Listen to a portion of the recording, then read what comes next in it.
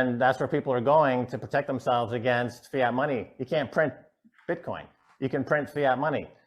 Gold supply is not fixed either.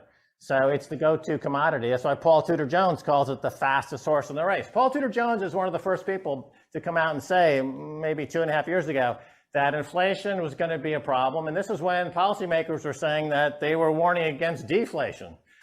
He was saying, no, it's actually inflation. It's going to become a problem. That's why I'm buying inflation-sensitive assets. And Bitcoin is the fastest horse in the race. And he put 1% of his portfolio into Bitcoin. I believe he's raised that allocation to 5%. Then Michael Saylor, of course, came out and said, hey, the monetary energy of the US dollar is depreciating by 15% a year. That's the true inflation number. Your purchasing power is being destroyed by 15% a year. We're buying Bitcoin as our play against inflation. And I must say, heroically, Michael Saylor could have borrowed money from the Fed and bought back their own stock, and he could have made a lot of money doing what Microsoft and Google and Amazon and all those corporations do. They buy back their own stock, which, by the way, was illegal not too long ago, with that ultra low interest rate from the Fed. You see, when the Fed says there's not much inflation, therefore they're going to keep interest rates low, they're doing that so that insiders can borrow at those ultra cheap rates, buy their own stock, their executive stock options double, triple, quadruple, they cash out, and they make a lot of money. But us who are not in on that game, if we go on our credit card, it's still 18%, Daniela. How come my credit card interest rate is still 17, 18% during the last 5 to 10 years when rates have come down substantially? How come my Visa, MasterCard is not at 5 or 6%, right? Because it's what I call interest rate apartheid. If you're not a friend of Goldman Sachs, you live in a Bantustan, you live in a ghetto of high interest rates, and you're squeezed, and you never get to save any money.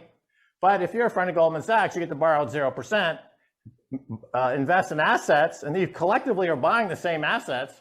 Those go up in price, then you can use those as collateral to borrow more money and just repeat this over and over again. That's why the wealth and income gap, the wealth gap is so high in America. It's higher now than even during the robber baron era because of this interest rate apartheid engineered by the Fed, condoned by Nancy Pelosi. And this is why Bitcoin is going to, $220,000 in the short term and going a lot higher as interest rates and the dollar create this insurmountable obstacle. It's on its own vector. It's not correlated to anything. So it started off at essentially zero, and it's heading to be essentially Bitcoin. You have to understand Bitcoin is a 51% attack on the global energy.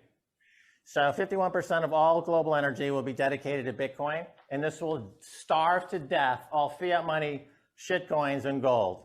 And the price is essentially going to infinity because in dollar terms, because the dollar is going to zero.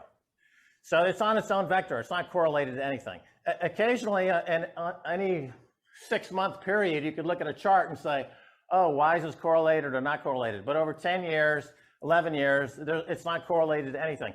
It breaks all the rules. Again, I think the best movement is just buy Bitcoin. Bitcoin is a way to defund Wall Street, defund central banks, defund fiat money, defund shitcoins, defund gold. Just buy Bitcoin.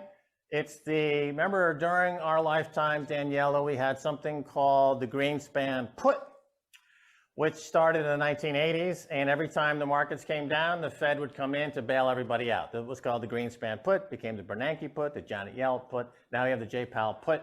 They simply won't let markets function with true price discovery. They're constantly bailing people out. We live now in an era called the Bitcoin call. It's like just buy Bitcoin and watch everything else around you burn to the ground, and you'll be fine.